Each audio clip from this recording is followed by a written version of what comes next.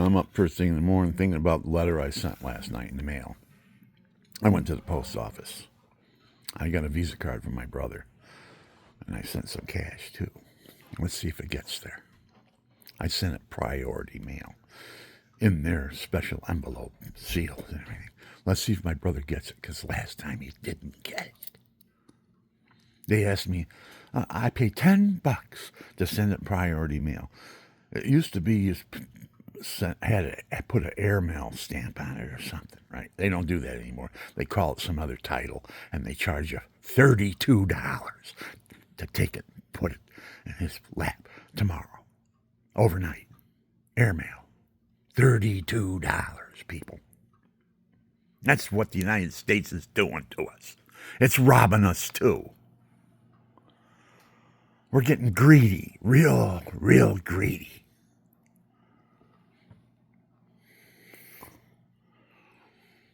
Well, anyways, we'll see if it gets there. Last time I sent it in a yellow envelope. A regular manila envelope, a letter envelope, yellow. And I had a $20 bill in it. I put a $20 bill in it and I sent it.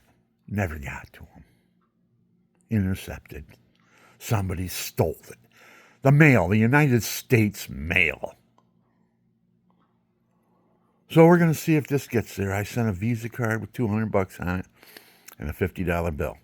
Let's see if he gets it. And I'll make a video if he does get it. I'll make a video saying, well, this time the post office came through because last time they didn't. And there was no way to trace it or anything. You know what she said to me after I paid her $10 and some $11, whatever the tax was on all that? Do you want to put insurance on it? What are you talking about? Insurance on the United States mail? It won't get there? Why won't it get there? You got too many thieves working for the United States mail post office? We got to straighten this country out. It's getting out of hand. Can't even send a letter in the mail now without being robbed, without being stolen from. How many times have I been stolen from in just the last couple of weeks from the hoodwinking companies that are out there, from other countries? Arbitration. You can't take them to court, get your money. You got to arbitrate. And who gets the decision? The hometown boy. And who's making the decision? The arbitrators. And that's the people you're doing business with. They're the arbitrators. I went over to a Bible one time. I had a Bible, $40, just $40. I went through PayPal. That's secure, right? So I call up PayPal and I said, it's been a couple months, so how come I didn't get my book? And we'll investigate. They never called me back. I had to wait 30 days or so, and I called them back. Oh, we did an investigation. They arbitrated, and they says that you owed them the money because they sent you the book. I didn't get any book, I said. This is a Aramaic Bible in English. What Jesus said transposed over into English from Aramaic. I wanted to see what he called different things. I was just curious. $40, yeah. Now, if this is a scam, then PayPal knows it. They should be investigated. How many times have the people that ran the scam on me done it to other people through PayPal? Because that's what they were using, PayPal. And PayPal just, they made it, you arbitrated. You went for arbitration. And they arbitrated, they said you owed them money, so that's the law. No more court for you, dummy. You went over and fought a war so you could have freedom in the United States, and then you come back, and they're arbitrating everything now. And the other countries are in charge. And you don't have any say in court anymore. And all the judges are going, man, we had a backlist. Boy, that arbitration saved us. Hire more judges. What are we? We give $1 billion to some country that's saying down with Americans.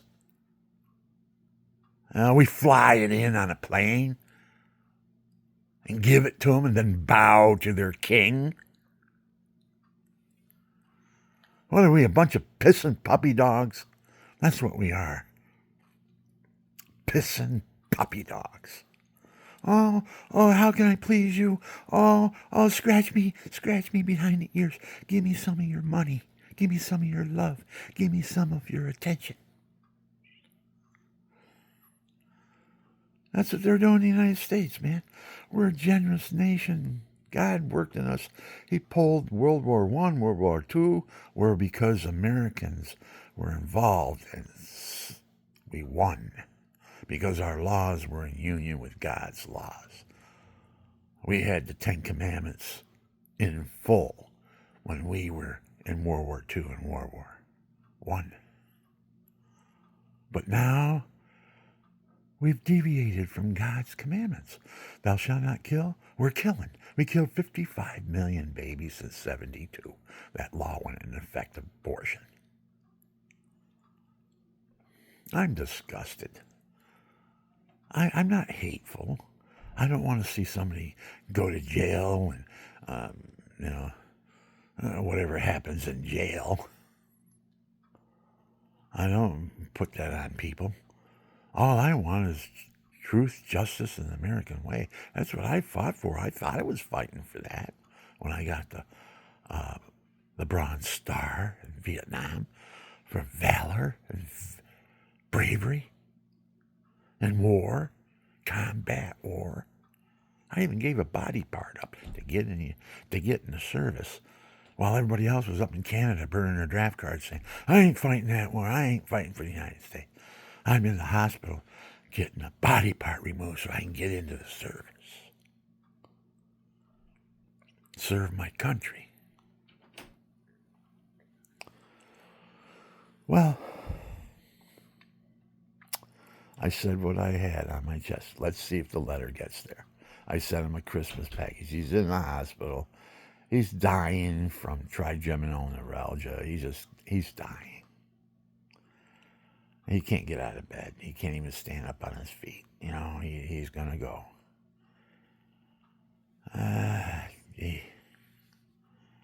I try to do my best. I don't know if he made an effort, if he really made a hard effort to train like he used to when he was a fighter. If he got in the gym and he started working out right now, he could probably salvage his life and get some quality out of it. But no, he just lays around, complains about his pain, and not doing nothing about it, not getting up and doing it because he hurts. He can't even stand up to go to the bathroom. So how are you going to heal that? Can't. Just got to bide the time and just hope he makes it, man. And he is. He died. He was pronounced dead. They took him to the hospital in an ambulance, He was laying on the floor for 3 days in front of his wife and everybody. They were waiting for him to die. What do they got, an insurance policy on him? They just waited for him to die. Did nothing until his brother-in-law came home. And they were at his brother-in-law's house. And he says, what's the matter with Mike? Why is he over there laying on the floor? Well, he fell down. He's been there, Why is anybody doing it? Call an ambulance. They call the ambulance. He comes over. He's dead. He's dead. Pronounced them dead. After whoever it was had their foot in his armpit with Vaseline or something, getting the rings off his fingers. Greed. Just greed.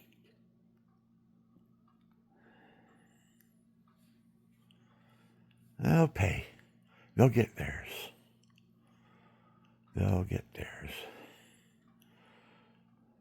Maybe they'll repent before they get theirs. Who knows? But if they don't, they'll get theirs. Right in the pit of hell. Both of them. The mother and the daughter.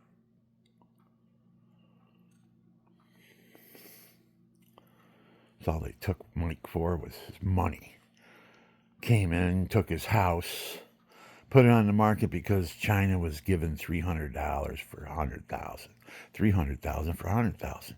They were giving you a $300,000 refinance mortgage or whatever it was that they were giving out, and you were indebted to them now, paying them interest on $300,000. But most people just didn't do it. They just folded like they folded on us. Came in and stole all of our money, all of our goods, all our patents and everything. And now we're borrowing from them as they're thieves. The thieves came in. And why was it? Because we let our laws go. Thou shalt not kill, kill, kill, kill, kill. And thou shalt not pervert. The homos going into orphanages and adopted children, bringing home, making sex films with them. Come on, people, what did we do? What did we do? Don't you see what we did? Change them laws back to God's laws. Or we're going to pay with a genocide. I guarantee it. The country just went through it, did the same thing. Corruption in the government. The devil comes in and he looks for the intellects, the ones who are moral, are guiding society. And what does he do? Chops their heads off, puts them in jail, or kicks them out of the country.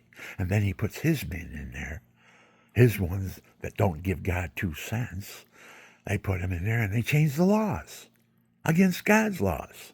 And then it's the sheep to the slaughter after that. And the devil's going, ha, ha, ha, God, stabbing them in the back and in the heart. Blessed Mother, too, stabbing them. How do you like that? That's for kicking me out of heaven. I'm not going to get back in, but I'm going to stab you before I go where I'm going. And that's what's happening out there, people. And we're giving up. The United States is giving up. We didn't chastise our children when they were bringing them up. Now they're to our disgrace. They have no faith. They think they do. Because they go, oh God, oh praise God, oh glory be to God. Oh, they have that time, right? But then on Monday they go and jump into bed with mortal sin again. And then on the weekend they go, oh, praise God. Oh, God, bless everybody. Oh, hug me. Oh, I love you. And then on Monday they go back jumping into bed with mortal sin again until next weekend. And it's the same thing over and over and over. And that's what Catholics do. Catholic cannot do this. Go to confession and communion. And then on Monday, jumping back into bed with mortal sin, or whatever the mortal sin would be. Then on the next weekend, confess it again. Go to communion. Go to confession. Oh, you Catholics got it made. No. What the Catholics don't realize is that they say that they're sorry for their sins and they're not. God knows their heart. God's the judge of the heart. Their circumstances will be twice as bad the next time around. I had a close relative. So, Billy, I went to church, I went to God. Thank you for the money I sent him. I sent some money so he can get a car and stuff like that. And, oh, thank you. I went to church. Oh, I'm feeling so great. What does he do? He jumps back into bed with mortal sin, and 2 weeks later he's saying, I don't believe in that shit. I don't believe in it. Don't be sending me anything in the mail about God. After I gave him $3,000 in Jesus' name. Then he needed more. My brother told me what he did with it. I'm not going to say it, but my brother told me what he did with it. Playing me for a fool. I'm no fool. I'm no Christian doormat. You want some? Come get some, man. I'll give you some. I am defending my territory, my country, my dwelling. I went over Vietnam with the intentions of finding out how is God going to use me in war. I went over there. I went through mental and physical torture you wouldn't believe. I'm still suffering from it. Agent Orange especially. Every time I smell diesel fuel, it's Agent Orange. I'm puking.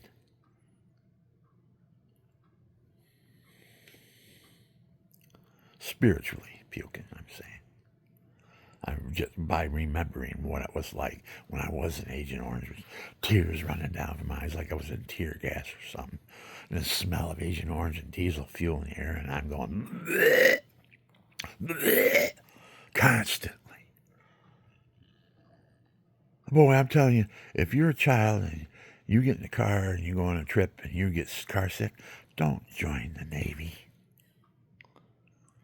You got motion sickness. You're subject to it. Don't join the Navy. Join the service that you got 2 feet on the ground. It might be dangerous, more dangerous than joining the Navy, because you're at sea and you're on. But mine, I was up a river. You can blow us up with an M1. Hand grenade almost took my life. Went off right next to my head. We're in Cameron Bay and they're throwing hang-ons over the side, right? I'm sleeping in the bed bunk. There's a whole story that goes with it. You have to watch my videos. But I'm sleeping in the bed bunk, right? And I'm out cold because I just worked a shift, and I did Rocket 1, too, which was 4 some hours, some long.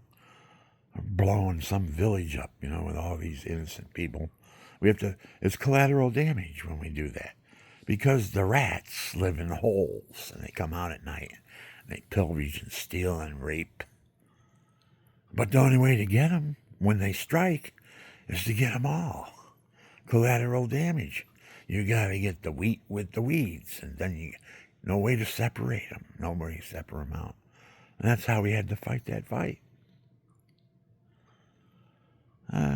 I saw people that we were bombing, and they were out in front of their house crying with their whole family, lined up in front of their house with a hanky and a stick. And they were waving it like this.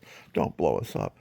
Don't blow my little farm up. I got chickens, and I got a cow, and I got little things, and just to survive. Don't blow us up, please. They're waving the flag at our ship, My captain's looking at it through his binoculars, He had to make the decision. He let him slide. There could have been a whole household full of uniformed Vietnamese on radios and everything, because that's why we were honed in on them, because there was activity for the VC. But when my captain saw the children lined up, it was like they used to put children on the front of bulldozers and stuff like that overseas, Arabs and all that stuff, so you wouldn't attack them. Well, that's what they did here. They'll go in, take a farm over, and set all up their equipment and everything, so they can organize and strike the United States somehow. And they'll use a family out in front with a little white hanky and all their kids lined up size-wise. And they're all crying, tears coming down. Don't blow us up. Don't blow us up. Please don't blow us up. What do you do? My captain was a good man. He was the captain, man. He's the captain of the ship. And his decision was the final decision. So he looked him over. I'm looking through the binoculars. I'm saying, what's he going to do? What's he going to do? Is the rockets going to go Rocket 1 and we're going to blow them right off the face of the Earth? Or what? I'm going to do it with one spurt, 16 rockets every 3 seconds. How many spurts of 16s does it take to annihilate a village? Oh, I don't say 16 16s. 16 rockets fired 16 times and wipe a whole village out? What's 16 times 16? That's 100. 6 times 66, 166, something like that. 166 rockets come into your village, and they're all over the place. Where are you going to run? You're a dead man. Anybody in the village is a dead man. And they're being raided at that time at night. It's been said, oh yeah, they're in here, they're doing it now, let's get them. Fire.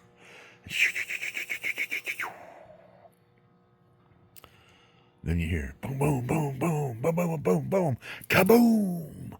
The kaboom is you hit the ammo dump, where they got their ammo stored up. Yeah. We're fighting a war.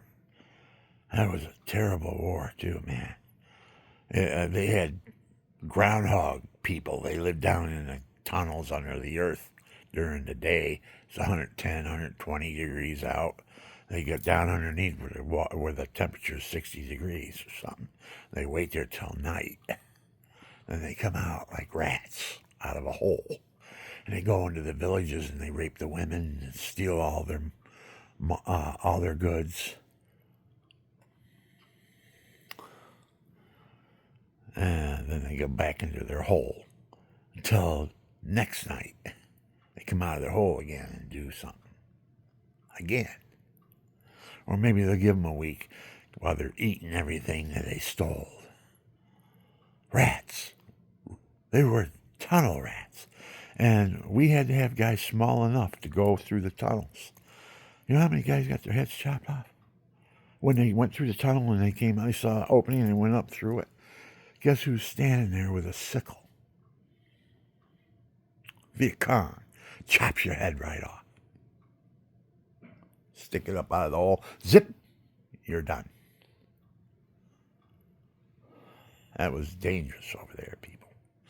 You don't hear those stories because they don't want to freak you out. Everybody be walking around, oh my goodness. That's what it would cause. If you started telling stories, war stories, what really happened over there. Oh, man. And I can't believe that guys signed up for a second chance to go over again. They were perverts, I think, because the ones that I knew that did were perverts. They perverted children, and they had a reputation of being a pervert in your hometown. They went back over there because you give $1 to a woman, she'll slide her pants down and do a job on you for $1. That's why the perverts went back over here to fight that war. And they didn't come back. The second time, usually, they didn't come back. They got what they deserved. Just what we were killing them for, they killed us for. Our immorality. I went into a hangar for planes in Cam Bay on leave. They just bombed it the day before, and we had a 3-day leave. We get off the ship and go into the base and go to the hangar, and they had a bar set up, and they had these little. When I walked in, I never saw it before, so I walked in. There was this little girl, and she was just about 10 years old, I thought, and she had black underwear on, and she was doing a hoochie coochie for 1,000 soldiers. They're all sitting around with their beers going, oh, take them off. Let's give us a peek. Come on, this is us, people. This is the United States of America's soldiers doing this. Now, what is that country thinking about us? Because that little child, it looked like a child, but she wasn't. She was about 20-some years old. But those Vietnamese, they look like little kids. And they don't have any body on them, really. They just have a hole. And that's all we care about, that they got a hole.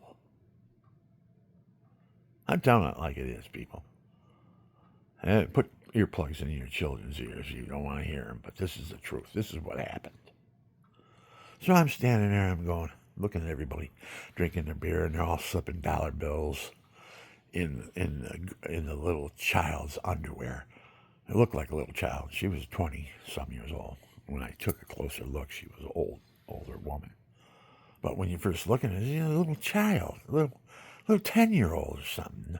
No form to her. She doesn't have any chest or anything like that. It's just a flat-chested little child. But she was a full-grown adult, 20 years old. And her parents brought her. So her parents are in the background watching her dance. She's a dancer. She dances for the soldiers and all that. But the soldiers, they we get drunk a little bit. Put $1 in her underwear and watch her take it out. This and that. There's a bunch of sickos. I'm telling you, the guy that went back over there, was a pervert. He perverted me, and that's how I know about this. He perverted me when I was a child. I got a story about it on there, how he did it. Offered me 8 quarters if I would watch him masturbate. And then after a few times I did that, he says, "Oh, pull down your pants. I want you to do this to me. I'm going to do it to you." And I said, that's how I ended it. I says, "Oh, no, I can't do that. It tickles. I wouldn't be able to do that. Tickle me. I couldn't have you do that." He might pull down his pants and he wanted to suck my pee-pee to show me how he wanted me to suck his. And I says, "No, I didn't even have pubic hair, people. 9 years old. I think it was 8, just turned 9. Happened until I was 10. 10 years old because I got a cast. God had allowed my arm to be broke. Like he snaps the leg of the sheep that's going astray when he goes into the woods and the wolves get him. He pulls them out of the wolves' mouths. And he says, "I told you not to go into the woods. You'll be eaten by the wolves. I told you 3 times. So the shepherd grabs the lamb's leg and snaps it in half. "You're not going in the woods again if I can help it." And he holds the lamb in his arms. That's why you see the shepherd with a lamb in his arms. He snapped the leg because that was the lamb that went astray. Now what happens when that leg heals? God, the shepherd, puts the lamb on the ground. And guess what happens? The lamb never leaves the shepherd's side. He stays there. Because God had to chastise him. And that's what we're not doing, people. We're not chastising our youth. And they're growing up to our disgrace with no faith at all. And that's what's happening in the United States. And that's going to happen. Our genocide's going to set right in on that. Because there's other laws that are going to, if you get the first 2 laws, perversion and murder, what's next on the line? Thou shalt not commit adultery. Oh, we're breaking that one. Let's see, what else is there? Thou shalt not have strange gods before thee. We're a nation of strange gods. We allow them. There was a time, man, you were looked down at if you didn't go to church. You were evil. You were going to hell. Now, it's the opposite. The ones that don't go to church are normal. They're okay. And the ones that do go to church are weird. They're the weirdos. Keep your children away from them. They believe in something that doesn't exist. That's what they think.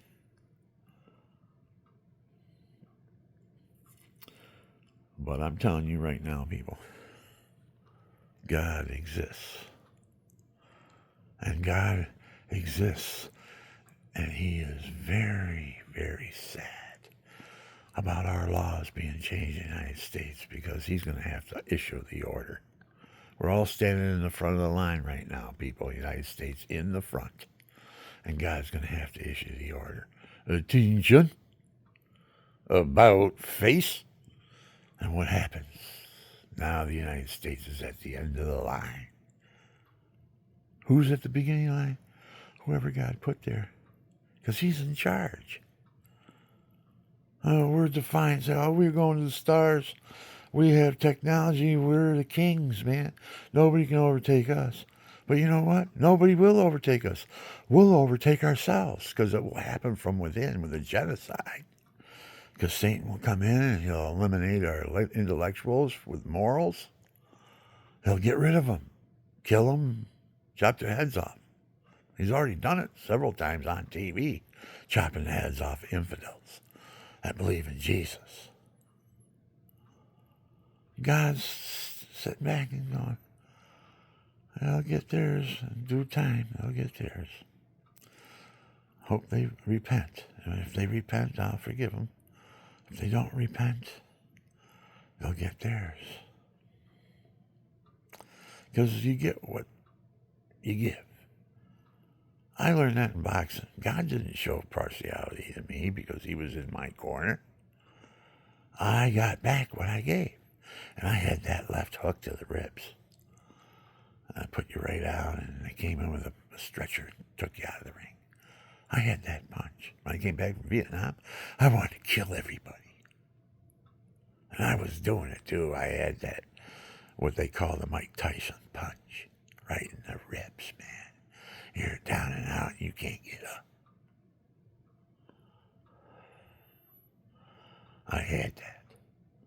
And I used it. But I also got it back. Because there were guys in there.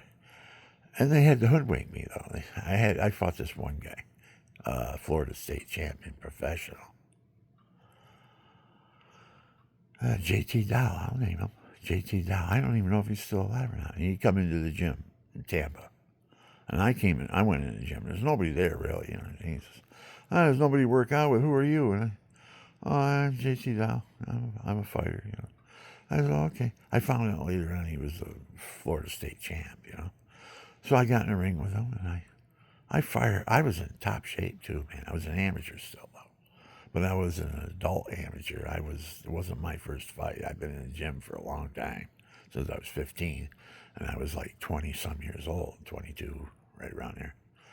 I'm fighting the Florida State champ in the gym, and I'm firing away at him. Boom, boom, boom, boom with my left. All right in the head, everything. He was so frustrated he couldn't get in. I mean, he says, wait, at the end of the round, before the next round, he says, hey, man, he says, we're not fighting for money here.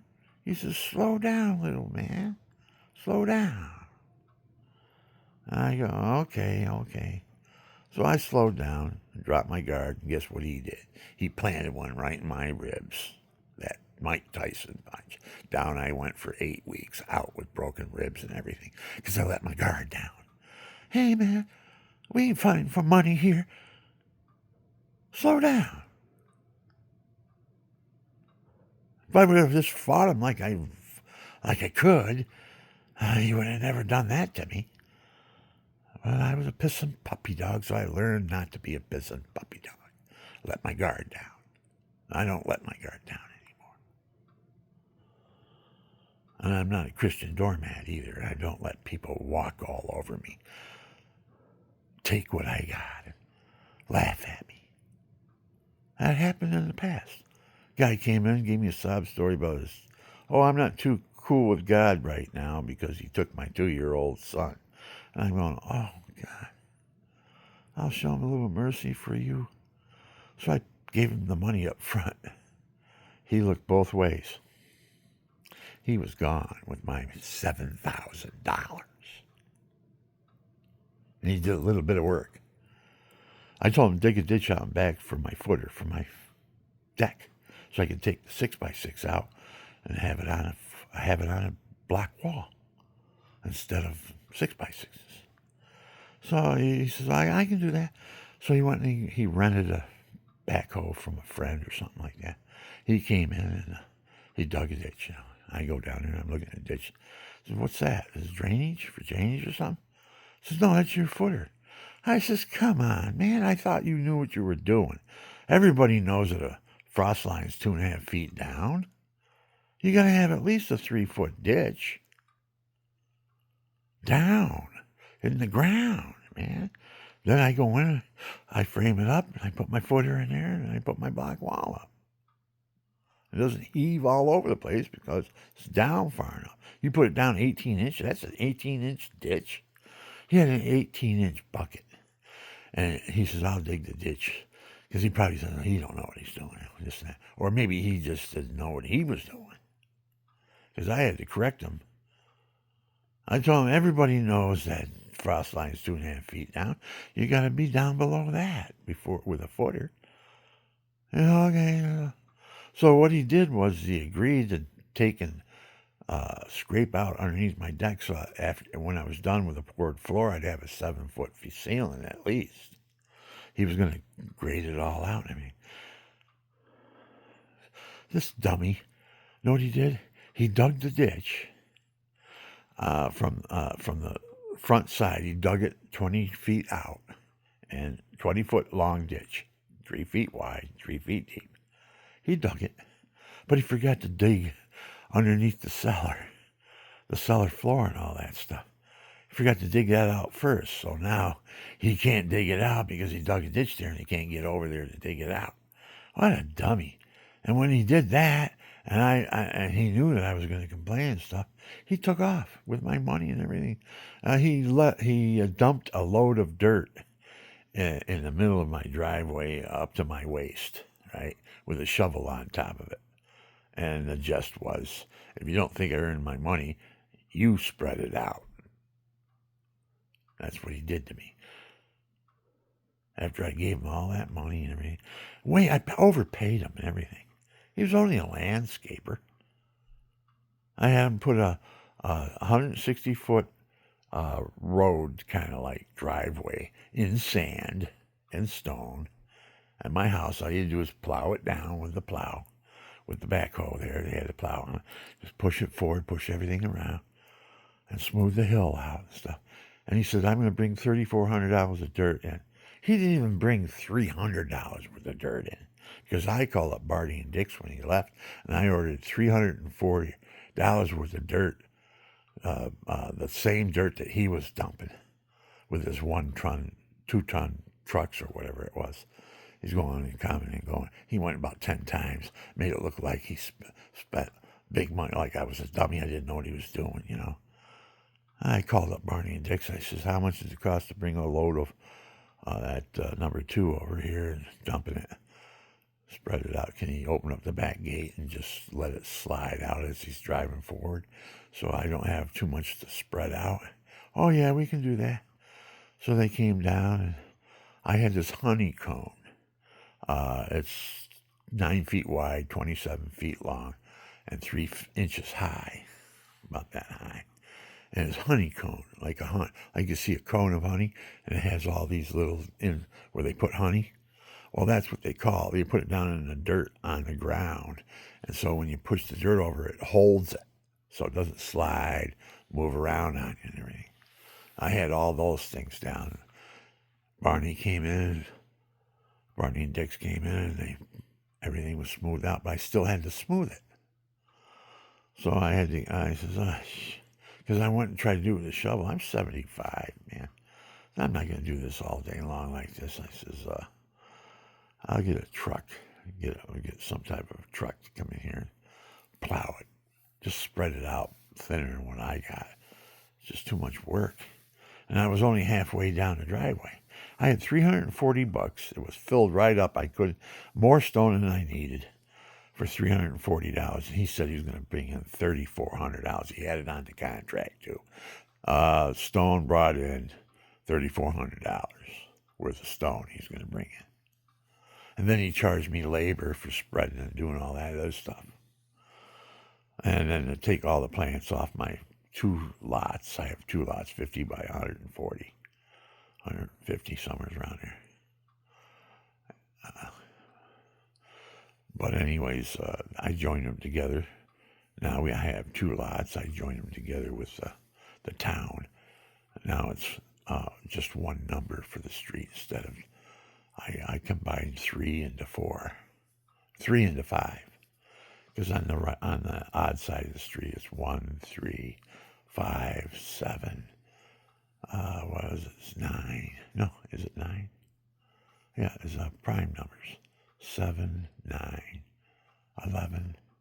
Things that 2 can't be divided into evenly. That's your prime numbers. And you have your even numbers on the other side of the street. I got a whole story about when I moved into this area. I had 2 trailers on the property. I moved them off, and everybody's house went up $100,000. They all sold and moved out. Now I got all these people in from New York and out of town people. They got their own way of looking at life too. Neighbors, you come in here and they're a man and a woman. They can't have any children. And they're screaming and hollering at night, doing what? Here I am, walking to my car and I hear what's going on. I've been celibate for 25 years. I got to listen to that now. I've been here 44 years, since 1980. They just moved in last year, if that. Less than a year ago. And I got to listen to it. And then they start bitching at me because my grass is growing on their side of the fence.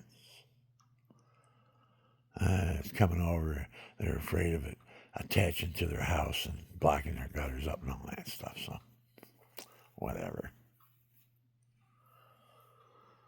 I went over and started cutting everything down, all that stuff. Not only one of them, the whole neighborhood came out. Because I have a sanctuary in front of my house of the Blessed Mother and Sacred Heart of Jesus. And the people that move in, none of them are Catholic religious. They're Jewish. Some of them are Jews, shacking up with Christians. Then they finally got married after a couple of years of doing that. That's one couple. I don't know who the other couples are, but they're Christmassy. They put Christmas lights out and they have children, so I don't associate with anybody anymore. I'm not. I said that's it. I'm not going to take and be a pissing puppy dog and offer myself to the neighborhood to try to help things out. I'm a carpenter and everything. You know, I build all my neighbors that are around me. I build them shelves and I give them to them as a gift. They said, "Oh yeah, I stuck this together. Beautiful shelves too, made out of red oak." All they got to do is stain them if they want, you know. I give them a nice shelf, you know, put it on their wall and stuff. Or I'll make a whole shelf rack for them. There's some people I made a whole complete shelf rack made out of rough cut lumber, red oak, and planed down, but still haven't shown the age of the wood. Because it was my fence. I built a fence in 1980 out in my backyard, and I had 50 feet of 6 to 8 inch wide boards, 7, 8 feet tall, somewhere around here, with 2 nails at the top, 2 nails at the bottom, small ones. So they were on there for 40 some years, since 1980 till last year. And what are we, 2023. I took it down last year. And I planed the boards up. After I took the nails out and went over it and everything, I planed the boards up. And man, are they gorgeous. There's nowheres you can buy boards like I got. 44 years old, been out in the weather, underneath pine trees, so they've been not in a direct winter. They've been sheltered weather from the sun and everything. They just cured. And man, I got these. Each board is probably worth $100. Now, after it's planed up in the way it looks, you can't buy that per square foot. They sell it per square lineal foot. An 8-foot red oak board. The last I knew was something close to $10 board foot. Maybe it's even more than that. You get the quality stuff. You're talking about $80, $60 to $80 a board. And what did I buy? I bought everything for $140 from a rough cut lumber, double out lumber up in Endicott, 40 some years ago. I had a connection, you know. They brought it down. They even delivered it for $140. Shit, you can't get a company to come and deliver something for $140. That's what it cost for the lumber, and plus they delivered it. Hey, that's the way it used to be, you know. You used to go to the hamburger stand and order a hamburger and a fry and a Coke, hand them a dollar bill, and they give you back 12 cents. You do that now, and they say, "Well, it's just a tip." Shit. Oh, man. I went to the store the other day, my wife and I, and we got a couple sandwiches. I got a sandwich and got her a sandwich and a fry and a Coke. $23. I had a double cheeseburger. But that was $9, $10 right there. That's half of it. plus the fries, plus the, I don't know, yeah, I did get, no, I didn't get any drinks. That was just for the fries, and I didn't get meals. Because meals would have been more if I'd have bought the meals. I just bought them individually. I bought 2 fries. My wife, I like those burgers that are broiled, and so you know where I go. I like broiled burgers. I had a strange experience with that once. About, you talk about egoistic hedonists. They're pleasure seekers. They want their pleasure now. Egoistic hedonists in the short run are the ones that want their pleasure right now. They're the short run egoists, hedonist pleasure seekers, right? So they go up to the hamburger guy and they say, at night, 10 o'clock at night, say, "Oh, I want a hamburger and a fry and a Coke." "Oh, okay, but you'll have to wait. We have to cook them because we don't microwave stuff here. We heat them up or anything. We cook them fresh." "Oh, you don't have any ready?" "Okay, I'm going across the street then." Zip, you're gone. Then another guy comes up after you and he says the same thing. He says, "I have a fry, hamburger, and a Coke." Now, he's a egoistic hedonist in the long run. He's a pleasure seeker. He's wants some pleasure. He wants to eat a quick meal. Yeah. So they said to him, "Oh, sir," because they just had an experience with the one in front of him, right? But so they were a little hesitant. They said, "Oh, sir, we don't warm up our burgers here. We cook them fresh. If you want one, you'll have to pull over and we'll cook it up. We'll be out in a couple minutes with it." Okay, I'll do that. So you go over, you just wait. Sure enough, they come right out with a bag and they hand it to you with a big smile on their face, looking to see if you're going to give them a tip. That's a lot of reasons why it's not ready, too. People, they got a game. Get as much money out of the poor bastards as you can. You got them for $23 for a 25-cent hamburger. That's all they pay for them. 25 cents a hamburger. If that. Back when I was working for hamburger stands, when I was 15, they were only paying a nickel. 5 cents a burger. And that's how you buy a hamburger, fries, and a Coke. Because the Cokes cost 4 cents to make. And now they're getting $3 for one. And it only costs them 4 cents to make one. Because they have the syrup and they have the other canisters there that have the fizz and all that stuff. You got to put them together. They're post-mix or pre-mixes or post-mixes. That's what they call them. And they pour it in a cup. That's 4 cents there. And a quarter for a hamburger. And a fry. Those fries. It's a potato. How much does a potato cost? And then they fry it. So the electric to fry it. And the gas to cook the burgers, and the labor to make the burgers.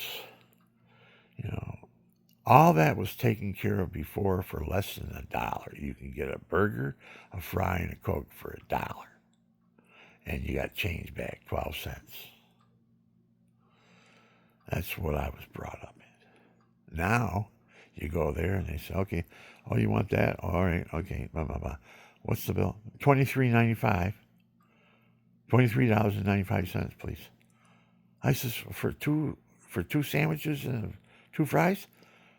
$23.95? Yes. There you go, people. I went from paying $1 for the same damn thing in my day and age, $23.95 for 2 burgers and 2 fries. Because they're getting $10 for a double now. $9 and some cents they're getting. It's unbelievable. So you can't eat there no more. Heck, I go to the store and buy, for $23, I can buy hamburgers all week long and have hamburgers on my grill for $23.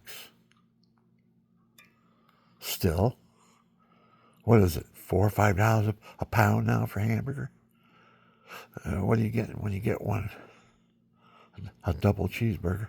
They're 2 quarter pounders put together. So you got a half a pound of meat with the garnishes and the roll. You're probably talking about $2 or something in materials if you went to a store and bought it. But if you go to them, you're paying $23.95. Shit. Ah, man. You talk about getting robbed, and it's fast food. It's not good for you to eat that crap. It's fried. I mean, well, I get the broiled burgers, so they're better. But still, I don't eat a lot of them.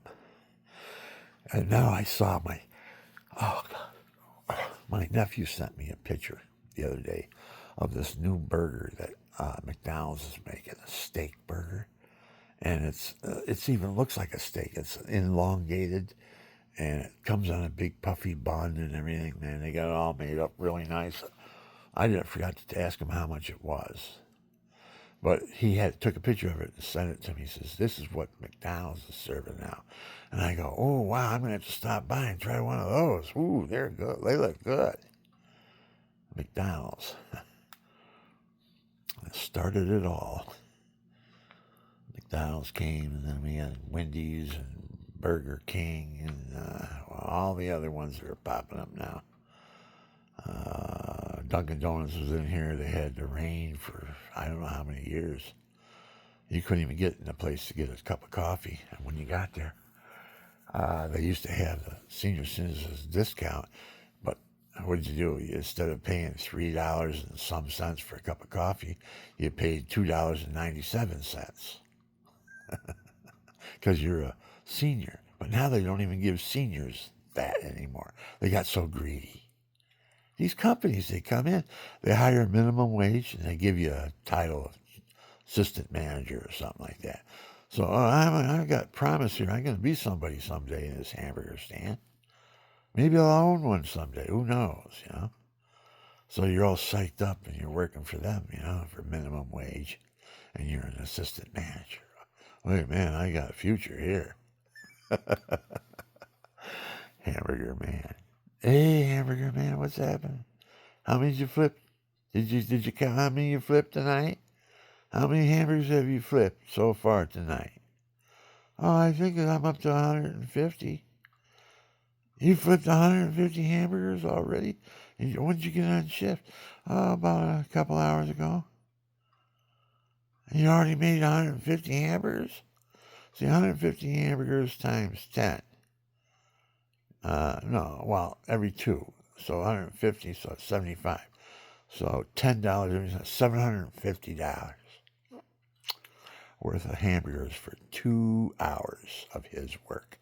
So you pay him minimum wage, $13, whatever it is, and then the rest is yours, profit, because you got minimum amount into the meat and the bread and garnishes and all that other stuff, electricity, gas to run everything. You got your upkeep and all that.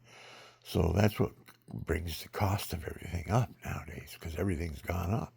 Gas ain't the same price it used to be back when I was working at a hamburger stand, or when I was underage, 15. I back then I was a liar. I lied my age. I said I'm 16. They didn't ask. They just looked at me and said, "Okay, you're a milkshake maker. Yeah, go ahead, make the milkshakes." That's all he did all day long, make milkshakes. And then the hamburger man's over. He's flipping hamburgers. He's looking over. And he says, "Hurry up with the milkshakes. I got an order here: 4 hamburgers and 2 milkshakes. So get them milkshakes going, man. Get them up here now. I got to have them now. And if you ain't doing it fast enough, he's hollering at you, shouting at you. Come on, get them milkshakes over here right now." You get the milkshakes over there. He gets over and he gives them the milkshake and the hamburger and the fry and all that stuff. They're going, "Oh, wow, it don't get better than this." Where do you come from? That's what I would say. Yeah, where do you come from? A poor farm or something like that? What do you mean don't get better than this? It gets a whole lot better than that. Just go to Applebee's or something. You'll see how much better it gets. Of course, I wasn't really impressed with Applebee's last time I went there, because they had this sale on, like you could get, was it a free steak for a veteran, a free meal. Veterans got a free meal from them. So I went all to the stores and everything on Veterans Day. I went to the different stores. What's your veterans benefit? Oh, that was this morning between 5 and 12. And then after that, we don't, there isn't any more deals for veterans. I said, oh, that's cool. It says, yep, that's what we did. See, I'm talking about. I don't know what time it is. 6:30. Somewhere's around here, probably. I'm talking too long again. How long did I go on this thing? Here, let me see here.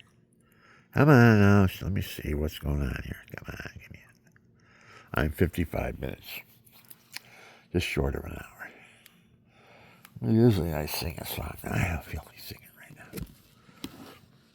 I got my toast in front of me. I got my morning kick from... I got this morning kick stuff from $57 a container of it. Last 30 days. I don't know. I took I've already gone 30 days, so it's hard for me to figure out how it makes me feel. But I'm on it right now. I just had almost a whole glass of it. I still have more I've got to drink.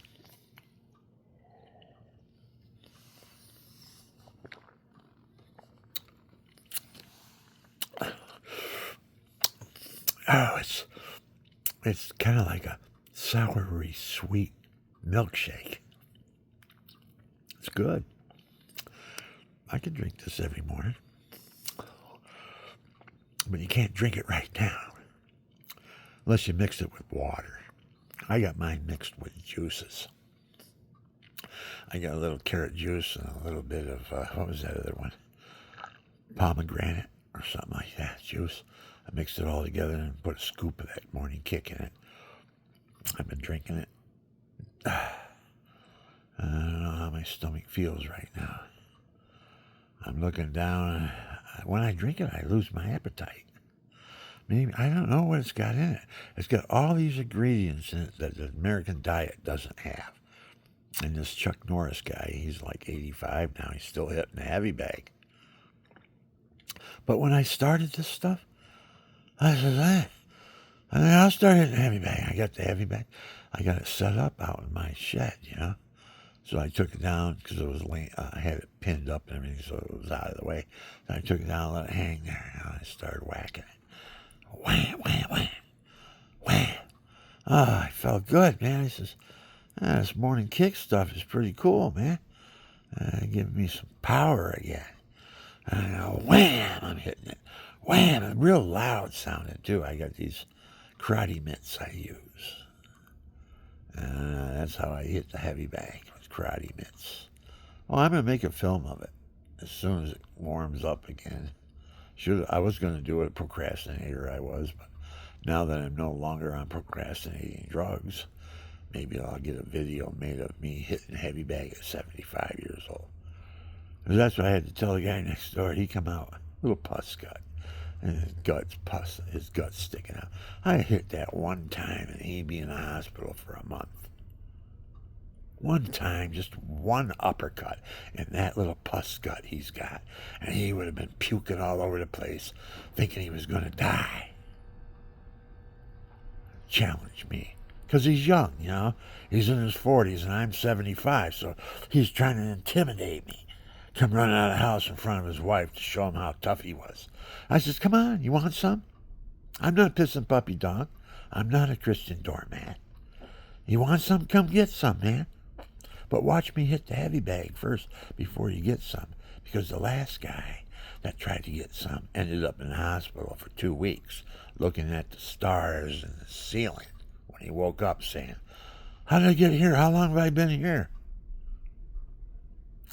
Because he messed with me. I'm not a person to mess with. I can get my ass kicked. I've had it kicked several times. There's guys that kick my ass right in the ground. But I can kick ass. Too. And that's where it gets me sometimes. When I have to put up irritating, it's like Jesus running through the temple with his whip, turning the tables over, and says, "This is a house of prayer. What is this, a den of thieves, ripping people off? Like the hamburger stands, $23 for a hamburger? Come on now. You go to the post office and mail a priority mail to someone, and they say, okay, that's $10. Is that airmail? No, no, that's priority mail. It takes 5 days to get there. I said, well, how much is airmail? I want it there as quick as I can. And they said, we don't call it airmail anymore. And she named what she called it. She says, that would be $32. I said, what? $32? To airmail something? A letter to somebody? That's all it was a letter. I had a Visa card in it. Sending my brother's some Christmas money. He's in the hospital. He can't work. He's not doing anything. He needs some money, So I'm sending it to him. And I take it to the post office. You know what the post office says? Okay, well, to send an airmail, they won't call it airmail anymore. They call it some type other name. And he says, if you do that, it's $32. I says, what's the other way? He says, well, that's overnight. Now, another way is priority mail, and it takes 5 days. I said, how much is that? She goes, it was $11, somewhere around there with the tax and everything. It's like $12 or something. I said, that's a lot better than $32. And it only takes 5 days. It'll be there before Christmas. I said, okay, I'll go that route. So she gave me an envelope. She says, go back, put the address on and everything. Big cardboard envelope, too. It's priority mail envelope. I hope they make them sign for it, because the last time I sent through the post office, I sent a package. Not a package, but it was just a letter with a $20 bill in it. My brother never got it. He never got it. It was a yellow envelope, just a letter envelope. Not the big manila envelopes, but a yellow letter envelope. And I sent it to him. And he was sick at the time. He didn't go to the post box to get it. He sent his daughter. And he came back, there's no mail, this and that. And he said, Bill, I never got your letter. When did you send it? I said, I sent it. I sent you the letter. I put $20 bill. So somebody intercepted that. Whoever it was that got it, they got that on their conscience now. They got to confess that. That's a sin. That's stealing. Thou shalt not steal. And that's another thing that's going on in the United States. We're being stolen from, and we are stealing. All kinds of programs out there for the elderly and to help them out and stuff, but try to fill out the paperwork and get into the program to collect it. Good luck. They just shoot their mouths off saying, oh, we have this benefit. Oh, I'm in that. I get paid so much a month or so much a week for making sure that this is able to be distributed among our population. That's her job, or his job. They put more money into a fantasy, really, that you're going to get all this money to help you out in life. And you got to fill out so much paperwork, and go to so many interviews. You just say, later for that. I'll go to a food pantry and get a bag of groceries if I have to. Yeah, that's how everything's paperwork nowadays. Oh, you want some of that? You got to fill out this form. How long does it take to get that? Oh, I don't know. I think it's 8 to 10 days. I'm hungry right now, man. Why do I got to wait 8 to 10 days to see if I can get money for some food? Well, we have food pantries. Just call up a church and go and stand in line at the church. Get your food. I know everybody in that church. They're going to see me standing in line to get a handout, food handout. They're going to say, what's the matter with him? Is he having a hard time or something? Did he lose his job? How many kids are his kids being fed well? Yeah, they are if you're getting surplus cheese and surplus noodles, because that's what I was brought up on. Noodles, milk, noodles, and cheese. You put the milk in the cheese. And if you were lucky, you had enough to go buy a pound of butter and put a stick of butter in with it. When you're melting the cheese all over your noodles, your elbow macaronis or something like that. I was brought up on that. And I still have a craving for it. I just the other day. But I don't have elbow macaronis. I have those little butterfly ink wings. I don't know, I had one here. I could have showed you, but you know what they are. Little butterfly wings, you cook them up. They're light and everything. You put butter on them. Some type of a sauce if you want. They're good. I ate the whole, I put half a box in there, and I ate the whole half a box myself. And right now I just got up, fixed a piece of toast, at my morning kick from Chuck Norris. Gonna give him another month here. And say, okay, I gave you 2 months. That's 8 weeks. I'm looking for an improvement here. What's going to improve?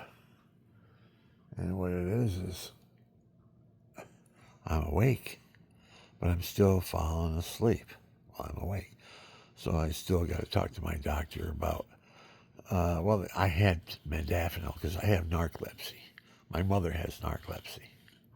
But she takes Adderall, and she's 94 years old, but the VA won't give that to me. Oh no, it's an amphetamine. We don't give that stuff out. No amphetamines for you. Well, how am I going to stay awake? This modafinil you gave me, look at what it did to me.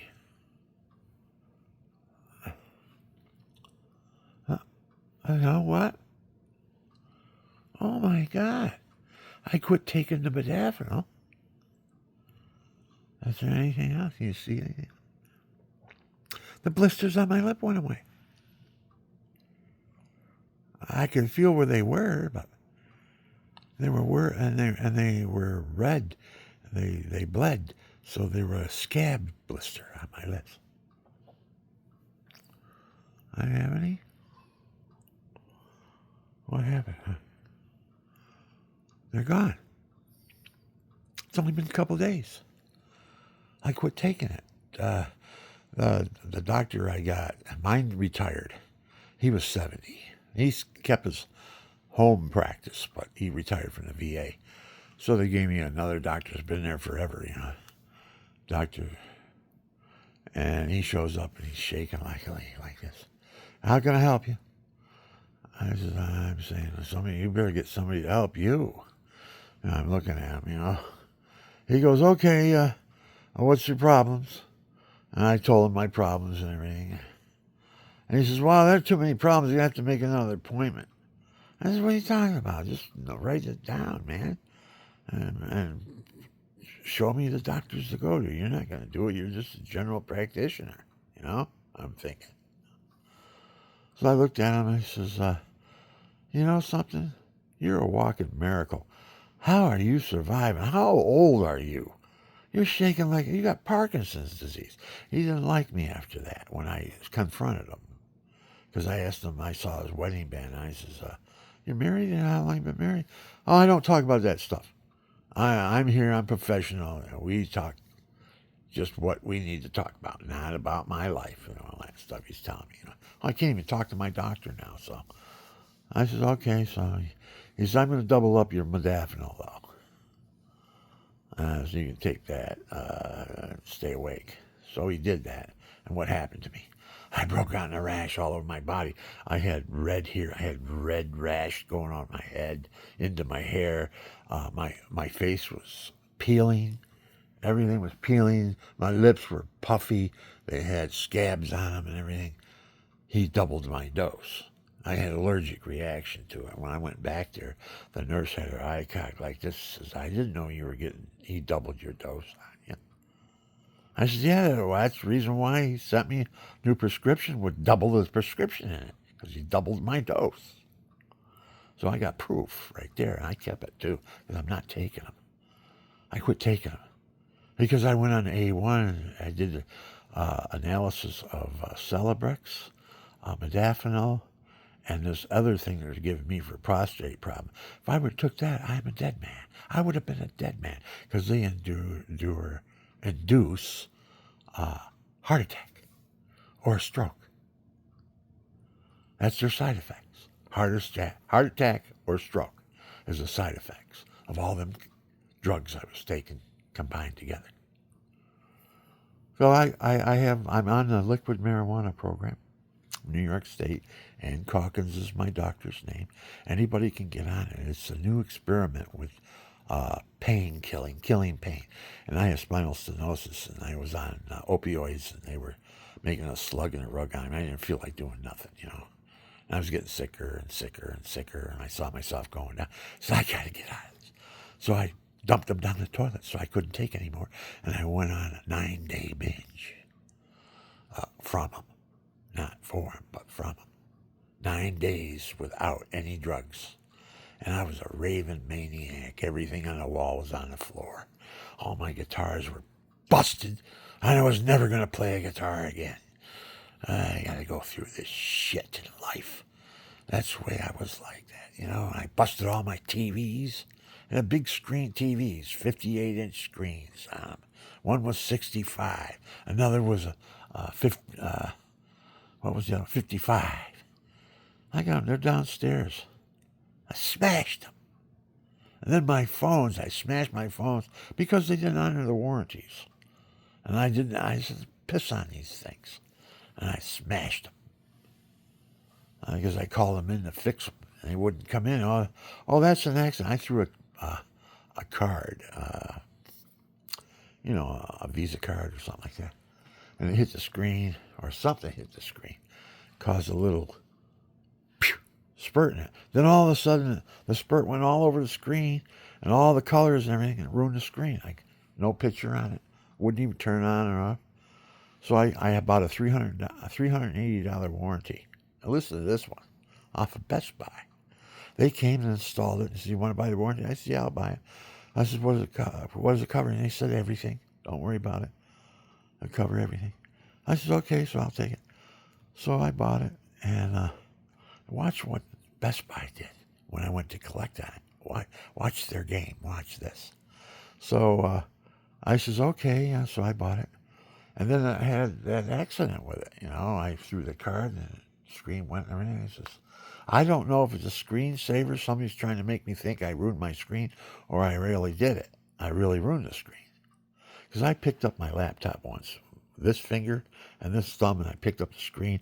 I picked the whole thing up, and when I did, here's a laptop. Here's one type I did it on. I grabbed it. Let me see. I grabbed it like this, with the screen on one side, and my finger, and I picked it up in the air and took it around. I turned it on, and I ruined the screen. Too much pressure on the screen. My fingerprint was embedded in the screen. So what the heck? No warranties or anything to cover that. That's an accident. So I ended up smashing that one with a hammer. I'm never going to buy one of them bastards again. And I went and bought one. Jeez. Went and bought one again. But I didn't pick it up with my two fingers anymore, that's for sure. I learned my lesson. So now I got this LG Q, ThinQ, it's called. Oh, the resolution on this TV is, I'm spoiled. The resolution. The Chinese said, hey, are you Chinese? You look Chinese. Do you have Chinese in you? I said, could be, because the Chinese are sneaky little guys, aren't they? They snuck into the United States and stole all of our patents and put them on the market with child labor and all that stuff, and took over the market, and now we're borrowing money from them, and we can't pay back the interest. Yeah, laugh at that one. Stupidity, United States. Oh, get them involved in our economy. Don't do nothing. Let them have it. Let them develop. Let them have companies over here. So now we need parts. You know what they do to us? They get so we can't get parts. We need parts for different equipment and stuff. Their equipment. And we have the control over the silicons and all that, Silicon Valley and all that. Not any longer. They got control now. And they took it over the world. Do you see their economy? Do you see how much they boomed? How modern they are? They beat the United States. They got more money than we got. We're borrowing money from them. They came and stole all of our technology. They're a 4,000-year-old culture. China is. I'm not against China. I like Chinese people. They're beautiful people. I worked with them as a broker. I got them, found them houses, and they bought a house. They wanted me to come in and be a part of their community. They says, you look like Chinese. I says, I know, I'm Americanese. And they look at me and go, you're Americanese? What's that? What's Americanese? And I go, I show them like this is a knee, and I got two of them. They're knees, and look at my eyes. I'm Americanese. And they laugh. They laugh. Oh, Sinen Quelo. Sinen Quelo. Happy New Year, right? I say that to them. I go to a Chinese restaurant on purpose around the New Year's, right? Let's go in and, man, I'm tired. Can't stay awake. I need that medication. I need the modafinil, but I'm not going to take it because I have an allergic reaction to it. And I told him I wasn't going to take it as long as I was on the drug to kill my prostate, whatever it is, infection that I got. You sit around, you're not doing much, and your kidneys are still processing what they process. And I kept it in a big, I had this container that had cat litter in it. And once the cat litter was out, had a big head on it and everything, I used it as a urinal. Instead of getting up and running to the bathroom to go to the bathroom, I can just roll over on the side of the couch and piss in it. I'm telling you like it is, people. That's what I'm up against. Who am I? I'm a nobody. I'm going to die here. And people are just maybe look at my films if they last, but they probably won't even last. Because after 6 months, nobody watches mine. And I didn't know how to put them out in the market or anything. I'm blooming. My music, everything's blooming. And I don't know how to get it out so people can hear it. Be popular, make some money with it. Go down to Kenya, put some more water wells in the ground. I get this one song saying, get down, get down. Get down, get down. Get it on down. Get it down, down, down, down. Get it down in the ground. Get them water wells down in the ground. I got this song that's out like that, right? It's a kidder, kids around, Get it on down. I get it on down. Because the kids are doing that now. The kids are like these songs that have that type of a song to it, It's a rhythm. You're talking a rhythm now. When you're moving along, you're walking a rhythm and you're talking a rhythm. You're walking a rhythm and you're talking in a rhythm and you're saying, ho, ho, ho, get it on down. Ha, get it on down. Get them water wells down in the ground. Get it down, get it down, get it down, down, down, down. I do that stuff, with sunglasses on and everything, Cool, man. Kids look at it and say, who's this dude, man? This guy's cool. Look at this guy go. He's got the beat too, man. And I got the beat with the guitar and harmonica. I got something happening here, people. And I have no way of getting it out there. Nobody will help me out or anything. You got to do it all yourself. If you luck out, you luck out, Jim Donaldson, the beast, he lucked out. He found out how the system works. Once you get the system work for it, then you can capitalize on it because money makes money. And I guess he's worth $5.5 million. $350 million this Jim Donaldson is worth now. And somebody says that he's up to 500 million. He's going around. He's got earn 800,000 if you can mogul through my jungles. And he does these game shows. You know, you get to go task. You've seen them. You have to complete each task, and if you get to the final one, you complete and you hit the buzzer, you get $800,000. That's what he's doing with his money. Where before he was going down and giving it away to people that were poor.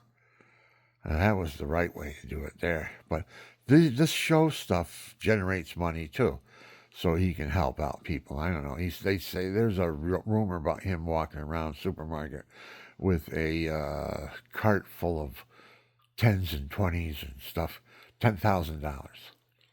And he pulls up behind this poor little old lady with her children. They're all begging for this and that off the shelf, and she's saying, "No, not this week. Come on, put that back. You know, this and that. You know, they don't have any. She don't have any money. You know, she can't buy what her kids want." So he drives by and he sees them and he goes, "Oh," he says, "I'm done with my cart. Here, you can have it."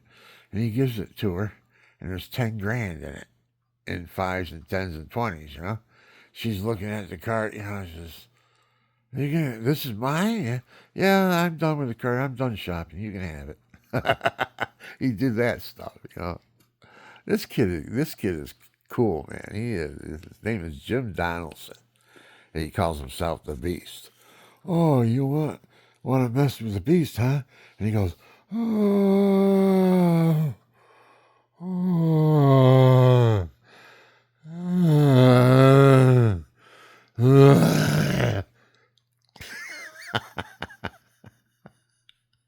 That's what I got because I made a big symbol on my fence and lights and all that stuff with different type of lights and everything going in and out in a big round circle, going bigger and bigger and bigger and bigger. I got all these lights going everywhere and everything. And then it's outlined as the beast. There's a big beast and he's got a sickle in his hand and he's standing there. And somebody sent me an email back with a sound effect in it. And I got the email back, and there's my email with my beast on it, right? That I made out of lights. And somebody put the voice in it. It goes,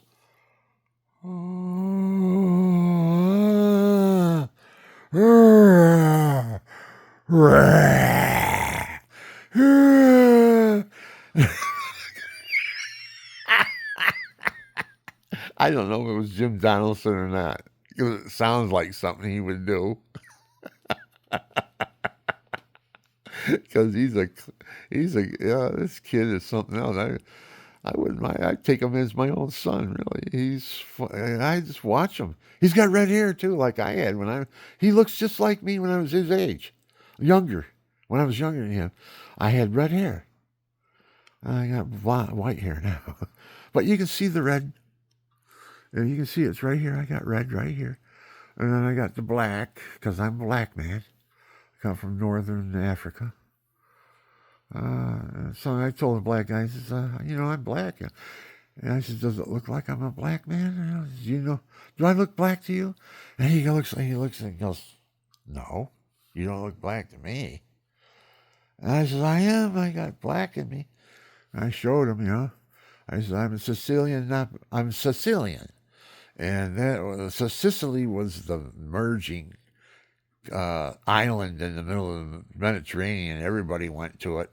There was all kinds of interactions. All types of cultures went there, interacted. The bloodline can't trace it anymore. It's everybody. I'm everybody. Tell you the truth, I'm a Sicilian. That makes me everybody because I got Arab in me. I got my whole heritage is Jewish.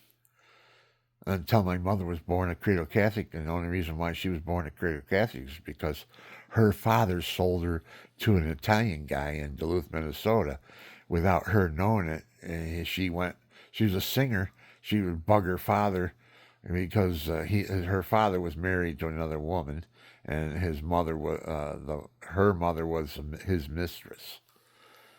So she would bug him all the time at these banquets and everything, and say, "Hey, I want to go to support me. I want to go to the United States. I want to sing." Because she had a beautiful voice. She sang in the synagogues and all that stuff, She's, from what I hear, that's what I hear. So one time he was at a banquet. She busted in, started screaming and hollering how she wanted to go to the United States. He says, "Okay." He says, I'll send you," because he was very wealthy. He says, "The next banana boat that leaves, you'll be on it." And that's what happened too, because the next banana boat that went over there went to Duluth, Minnesota, and guess who was standing on the dock waiting for her? My grandfather was waiting for my grandmother. She came from a Jewish heritage too, all Jews until my mother was the first cradle-born Catholic. Because what happened is her father, that she was bugging all the time at the banquets and everything, says, "Okay, I'll take care of it. I'll send you to America." And he did. He sold her to my grandfather. I don't know how much it was for or anything, but my grandfather was on the dock that night waiting for her to show up off the ship. She had a ticket to go to Duluth, Minnesota. So he's waiting on the dock, and she gets off the boat with her luggage and everything. And he introduces himself. He says, "I've been appointed by your father to take you and have your interview so you can become a singer." And she goes, "Oh," naive 18-year-old, I guess she was, somewhere around that. Beautiful woman, too. And she says, "Oh, okay." So she went with no restraint or anything. She just went along with him. And when they got to his farm, he had a little farm with some chickens and cows and stuff. And but he had a regular job. He had a regular job too. Well, I don't know if he had a regular job when he bought my grandmother, that is, because all he did was make babies. Here's what happened. He brought her home, and he says, "This is your room." He put all of her stuff on the bed. He says, "I'll be back." And so he left the room, and then when he left the room, she heard the door lock. The guy my grandfather put the key in the door, and the door locked. And she didn't get out of that room until she had 5 kids. Then she's quit trying to run away because she had a family. Her shape's gone. She's lost hope. It's been 5 years. And my little grandfather, he's waiting to make the next one. A horny little bastard. My grandfather. I get some of that horniness from him, probably. But I think I get it mainly from my father. My father, he pulled one on me once. I was 5 years old. He says, "I'm going to give you a shower today, Bill. And you come on in the shower. I'm going to give it to you today. Mommy's going to take a break because she's not feeling good. I'm going to take care of you this morning."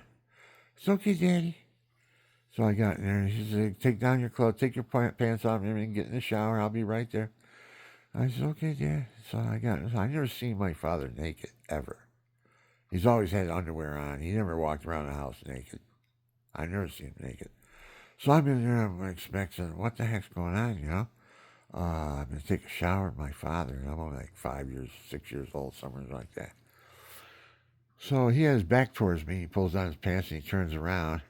And he's got this big red ball of hair about the size of my face, really. And in the middle of it was this little purple nose sticking out. Purple nose, sticking out. He was circumcised. He was a circumcised Irishman. He had a little purple nose sticking out from the big ball of red hair, between his legs. And I'm looking at him going,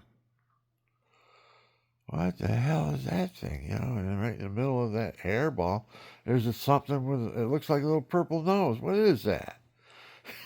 And he goes, "Son, meet your maker." And I says, "What?" He says, "That's your maker. I made you. You're alive because that you came out of this right here." He shows me his podicolium. And I'm looking at him. I go, "He's not getting in the shower. I'm gonna give you your wife." I get in the shower. He soaped me up. And blah blah blah. And, wash me off and put me out in the thing and slap me in the ass. Says, "Now go get your clothes on." So that's what happened. That's how, I learned. I had a meeting with my maker. Yeah, so I'm thinking that my lifetime. My maker? Oh my goodness. Till this day, I'm trying to think. How was he? How did he make 5 kids of that little thing? Because I don't have a little thing. He did. I got Italian in me, man. I'm Italian stallion. Look out, man. You gotta look out for me, women. They loved me too, man. They wanted to marry me. All of them did. I got married after I got my wife, 15 years old. I was introduced to her. Old girlfriend, who I wasn't intimate with or anything. She was just a girlfriend that liked me and I liked her. And we palled around, joked around together. Good friends with her brother, too. And she said, Billy, come on, I want you to meet somebody. So she introduced me to my wife, Susie. She says, here's Susie. And then Susie, she had her head down. She looked up at me. She had big brown eyes, and she looked at me in the face, and I fell in love with her. Good God, she was a beautiful little girl. I says, how you doing? I says, oh, and then we talked a little bit. She was looking at me. I was built like an Adonis because I belonged to a health club, East Side Health Club. And I worked out all the time, man. I had muscles on top of muscles. She's just looking me over, man. She just, wow. So she made me jealous. I met her, right? As a matter of she was that good looking to where the lifeguard for the swimming pool that we met at wanted to take her out on a date in his car. And she was she was only 15, going to be 16 shortly. I met her on June 11th, so she didn't turn 16 until July 25th.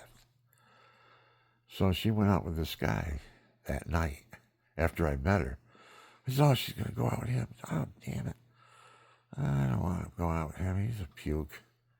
He doesn't know how to treat a girl. So he took her out. He took her to the movies, and he tried to stick his tongue down in her mouth, And she pulled away, and she wanted to go home. She didn't want no part of him, She's a virgin, Only 15 years old. He's trying to stick his tongue down her throat like they're doing nowadays. Men with men and women with women sticking their tongue down each other's throat. That isn't sex. That's lust. That's all this lifeguard wanted was the lust after my wife, have his way with her, throw her away. He didn't have any commitment in his self. Who knows? Maybe they would have fallen in love, got married. I would have never had my wife. So she would have had another life. She would have had the life that she said she didn't get robbed out of marrying me because I came back from Vietnam, Agent Orange, and we had a baby blob. Yeah. They tried to cover it up, too. So, the flood came and ruined all the records. You can't check to see if it was a baby or not. It was a tumor on the outside of her womb. I said, yeah, give me those records. Oh, we can't get the records. The flood came and ruined them all. I said, well, what about the doctor's records? The doctor has their own records. Why don't you get them from the doctor? And I didn't hear no more after that. And it was dropped. So I got hoodwinked out of that one. They kept it from me. Then they said, well, you've developed, your body chemistry is not compatible with hers anymore. Since I was in Vietnam, I came back. As we tried to make a baby, we broke out in a rash. All over my body, I broke out with a rash. And my my sexual parts broke out in a big rash, oozing rash too. God, it hurt too. I said, what the heck does she have? What did she do? Cheat on me when I was in Vietnam or something? That's what I thought, So all the doctors call me, oh, no, she's having an allergic reaction to your body chemistry. Something's happened to your body chemistry. Because before I went to Vietnam, we were making love and everything like that. All right, I have nothing like that. I went over and got exposed to Agent Orange, came back. She has an allergic reaction to me. She breaks out, so she's cautious about me, she's saying. Then after that, she had a hysterectomy, and after she had a hysterectomy, and I tried to talk her into, you know, making love and stuff. She had no part of it. She's done. She's finished. Says to me, you're the worst thing that ever happened to me in my life.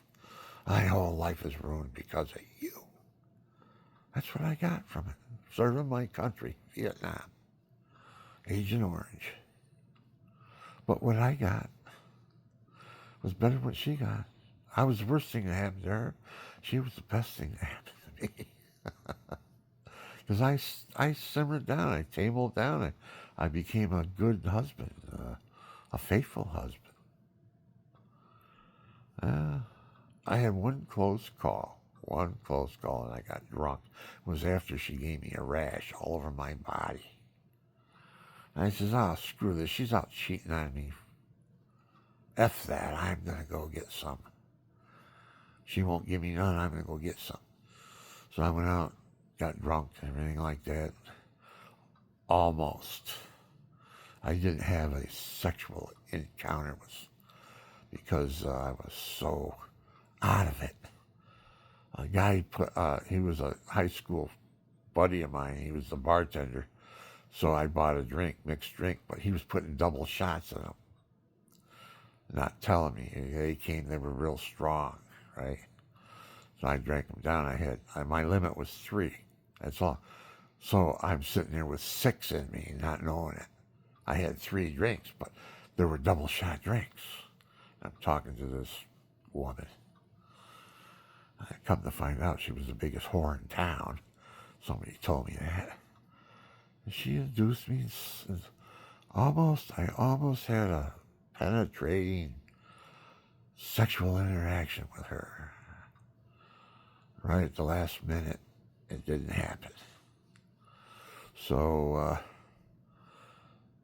I had that guilt on my conscience for a long, long time too. After that, but anyways, I got over it. I confessed it and everything. I never did that again. Yeah. So I went celibate. That was I was 50, and I'm 75 now. So my 75th birthday, I'll be able to say 25 years celibate and chaste. Yep, celibate and chaste.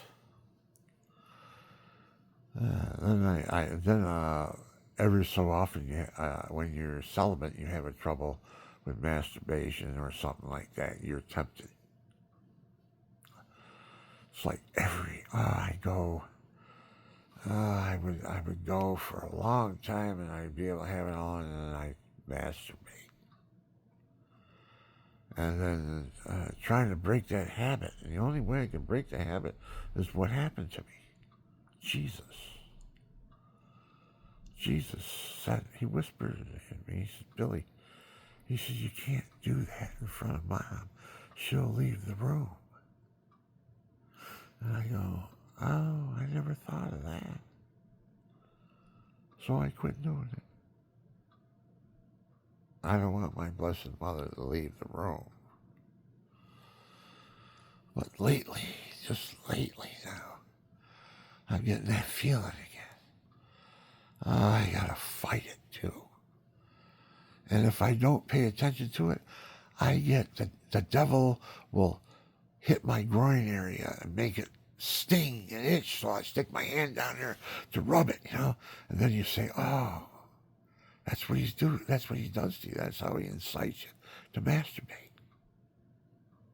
Because if you masturbate, it's a mortal sin in the Catholic Church. You can't masturbate in the Catholic Church. I've been in conflict with that thought though too, because when I was molested by a priest, I was his student in an Old Testament class, and I was the only one there. I was the only student in it, and we had a private instruction in the abbot's office in the monastery. And this priest would sit at the abbot's desk, and I sit on the other side while he gave me a lecture about the Old Testament for an hour or two, however he felt. And I sat there and I listened. He talked about the Old Testament. So he says, but before the course started, he says, Bill, I want you to not make love to your wife while I'm teaching you the Old Testament. I think it was like 10 weeks. I was in the semester. Or a semester is 16 weeks, I think. But 10 week is just a regular college course time. And I says, okay, Father, I've never tried that before. I'll give it a try. I'm promising nothing. So I didn't make love to my wife, you know. He's teaching me the Old Testament. So one day, every time I came in, we'd hug and I'd go and sit down. You know, I hug him and I'd go and sit down and wait out my time till the last rosary. I gotta find out. But anyway, so the last rosary, man. I still hear guns going off. Oh, it's not, the last day of hunting season is 31st, December, I think. So you'll still hear shots first thing in the morning. Guys are in the woods, man. There's some guys. I mean, it's freezing cold out there, man. It's below zero. It's like, jeepers. So I think there's no, it isn't minus 27. 27 degrees out. But below freezing is 30, 32 or something like that. And we're at 23 or 27, something like that. So it's freezing cold. These guys are out there in trees or standing in the woods or something with guns waiting for a deer this early in the morning. You want to kill one. Well, just go to the market and buy yourself a pound of beef or something, man. All you gotta do. Well, they like the deer meat, man. It's deer stew and deer this and deer that. Deer chop up the venison and you make it really delicious with some seasonings and stuff like that, and then you're in business. See, I'm starting to fall asleep now. I'm starting to doze right out. So if I do, the phone will go on the floor, and I'll just be snoring, and you'll be hollering to the phone, "Hey, Billy, wake up, Billy. Come on now, give us some time." I gave you enough time. I gave you all the time I had left of me. I was dead tired.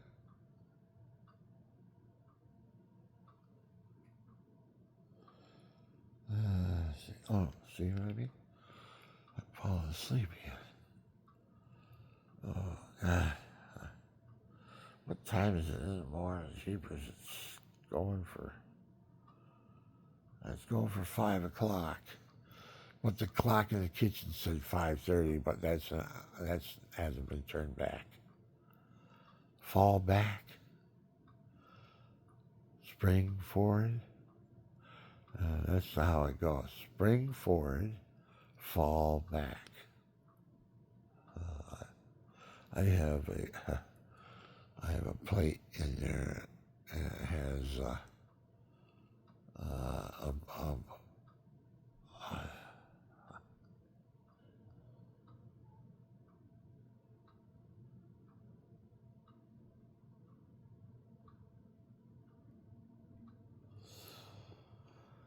okay, that's it for me. I gotta drink some more. Now there's more than kick, see? That's how I know it's not kicking. Because I drank half the glass, half of it, and I'm not. Well, I'm staying awake. I'm talking pretty good, though. I don't know. It's not a foolproof thing, this morning kick stuff. Maybe you gotta have it in your system. Well, I've had it in my system for over a month. So this new prescription I got, this new order that I have, it's $57. If you buy three, they're 44 a piece. You know, he's got that, and he's got a lot of people, because Chuck Norris is an amazing person, man. You watch him. He's 85 years old, and he's still hitting the heavy bag and working out, boxing in the ring and all that stuff. And he's 85 years old, 10 years older than me. I got it. I drank it. Guess what? I started hitting the heavy bag. Because I got a fighting background too, you know. I give him a chance, you know. So,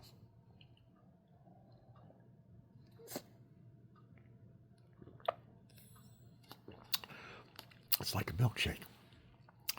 It's delicious. It tastes good. It's sweet, but it's got that tanginess to it, like a tangerine or something. But it doesn't taste like tangerine. It's got that tanginess. After you eat a tangerine, it's tangy, taste in your mouth, and it makes you pucker like you got a lemon in there or something. That's what this stuff does. It's called Morning Kick.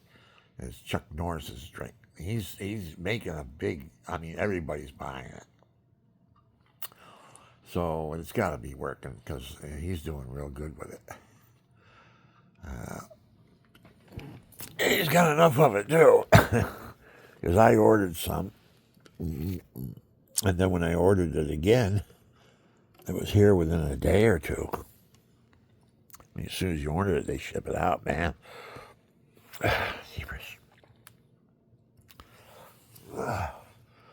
I did get some sleep, I think. I hope I did. I can't remember now.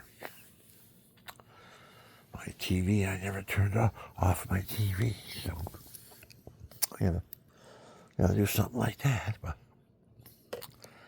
I don't know. I'm way overboard here. I'm an hour and 46 minutes. Nobody's gonna watch this. This will be eliminated. Everything I've done here will be eliminated. After 6 months, nobody watches them. They archive them. Then you got to pay big money to get it back, I bet, for each one or something. Because I wanted to take and upload mine to YouTube, from YouTube to Facebook or Instagram, stuff like that. They don't make it easy. It's like a college course to learn how to do it. But once you learn how to do it, then you got a system, and you bam, bam, bam, put your apps where you want them and tap them and send it. Right now, I can't send it. After I make a video, and I don't care if it's only 3 minutes long, they'll say, too long, you can't send it, shorten it to under a minute. Well, what am I? Come on, man. Shorten the video over to a minute? When my song is 3-4 minutes long? I'm not going to send it to anybody. All I'm going to be able to do is hear just a little bit of it. I want to send the whole thing, man. How do you do that? You got to send links. You got to get into your computer. You got to learn how to use the apps properly. So, and it's a college course, people. I'm sorry. This is a course you could take in school to learn how. That's what they teach kids. I don't know what program they're bringing them up on, but it might be a program like DOS or something, where you have to feed the ticker tape in and put the cards in, and you land in a spaceship on Mars or on the moon or whatever it is that you're doing with your ticker tapes. Jeepers. A big spool of ticker tape is what the DOS system was. You had your programs on that ticker tape and made a ticker tape for you. You look like you were a broker, a stockbroker or something like that, walking around with that ticker tape in your hand on campus. Everybody looks at you like, oh, he's going to be a stockbroker. Look at that. No, I'm not. I'm going to be an educated moron, I guess. I'm educable, just put it that way. I knew a lot about education because I spent a lot of time in school. And what did I just say? Oh my God, I'm getting that out of it. I better get some more sleep. I better lay back. I'll put the rosary on. If I fall asleep during the rosary, my guardian angel will take over and pray the rest of the rosary for me, and then when it's done, the TV turns off or something, and then you can just rosary, YouTube. Hey Google, Hey Google, see, it won't come while I'm making the film, so I got to get out of here. Bye-bye, c'est la vie. Come, Holy Spirit, kindle us the 5-year love. Send forth your Spirit, shall be created. You shall renew the face of the earth, O God, to instruct the hearts of the faithful. By the light of the Holy Spirit, grant us that same Spirit to be truly wise, ever rejoices, consolation through Christ our Lord. Amen. I've got that in my heart written down, so I never have to go back and read a paper or anything. So that's what I'm going to hope for. Hopefully, Susan is healed. I'm praying for healing for her so she can sing her songs again. She's got 16 beautiful songs in this book. Oh, 11. No, she got 11. We have a total of 16 because I wrote some now. They haven't been documented, though. And now what I found out, if you make a CD, you got to have a lease. It's against the law. You can be fined up to $150,000 if you make an illegal CD without having a lease to make the CD. In other words, you make a CD and distribute it. You're selling it and everything. You got to do it properly to do that. You got to buy a lease to make a CD. So you buy the lease, and then I'll take her from there because I don't know how to make a CD. I said, oh, I'm going to make a CD. Well, here's a CD maker right here. You get that. So he gave me that. And these CD pills. Can you do? I see. I'm talking in my sleep right now. I can hear it echo in my sleep. Yeah. My sleep. And I didn't turn this off. Oh, darn it. If I pause it, I can come back with a song, but it was way too long. People will never watch this. People aren't going to watch this anyway, so whatever. So stop it.